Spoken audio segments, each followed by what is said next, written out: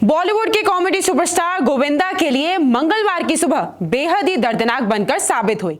आखिर एक्टर जाने तो कोलकाता वाले थे, लेकिन एक अनहोनी के चलते एक्टर सीधा क्रिटी केयर हॉस्पिटल पहुंच गए। घर में रखी लाइसेंसी रिवॉल्वर से मिसफायर होने के चलते गोविंदा के पैर के अंगूठे में गोली लग गई, जिसके बाद एक सर्जरी के सहारे ये गोली उनके पैर से निकाली गई। तो जो जांच अभी तक सामने आई है उसमें पुलिस ने ये सवाल उठाए हैं कि आखिर गोविंदा अपने बैग में लोडेड गन क्यों रखते हैं।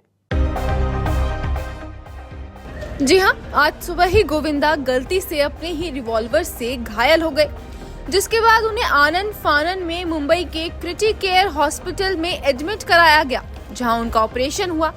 फिलहाल गोविंदा की हालत ठीक है। वहीं गोविंदा ने खुद भी ऑडियो मैसेज जारी करते हुए बताया है कि वो अब खतरे से बाहर है।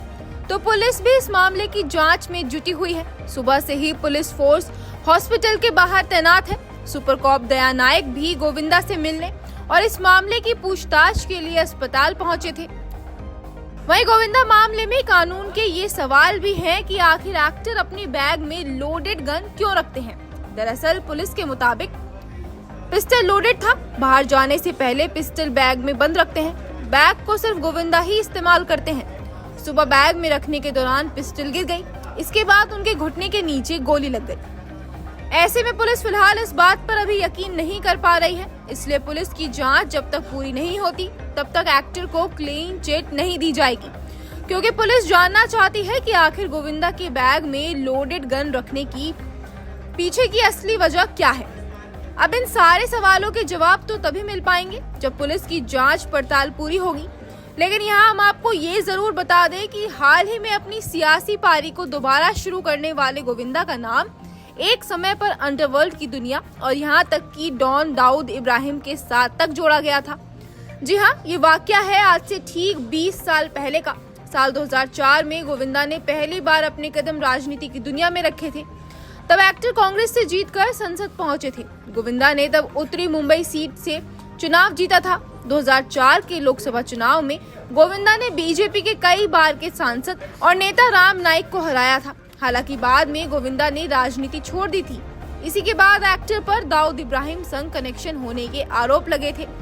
राम नाईक ने ये दावा किया था कि गोविंदा ने 2004 लोकसभा चुनाव में मुंबई नॉर्थ से मुझे हराने के लिए अंडरवर्ल्ड डॉन दाऊद इब्राहिम और बिल्डर हितेन ठाकुर की मदद ली। गोविंदा की दाऊद और ठाकुर के साथ दोस्ती थी। उन्होंने चुनाव में वोटरों को आतंकित करने के लिए इन दोनों से हेल्प ली थी। हालांकि गोविंदा ने अपने ऊपर लगे इन सभी आरोपों को खारिज कर दिया था। उनका कहना था कि जनता जानती है कि उन्हें किसने जिताया है। ऐसे में अब जब गोविंदा के घर में गन और वो भी लोडेड रिवॉल्वर के रखने की बातें जमाने के आगे उजागर हुई हैं, तो कई और से इसके तार फिर से उन्हीं पुरानी बातों से जोड़े जाने लगे हैं। बहरहाल बात गोविंदा की करें तो गोली लगने से उनके पैर से काफी खून बह गया। फिलहाल वो अंधेरी के क्रिटी केयर हॉस्पिटल में भर्ती है। हॉस्पिटल से जुड़े सोर्सेज की माने तो शुरुआती इलाज के बाद अब गोविंदा खतरे से बाहर है। उनकी बेटी टीना अस्पताल में उनके साथ मौजूद है। वहीं जब ये हादसा हुआ उस समय उनकी पत्नी सुनीता आहूजा जयपुर में बाबा खाटू श्याम के दर्शन करने गई हुई थी।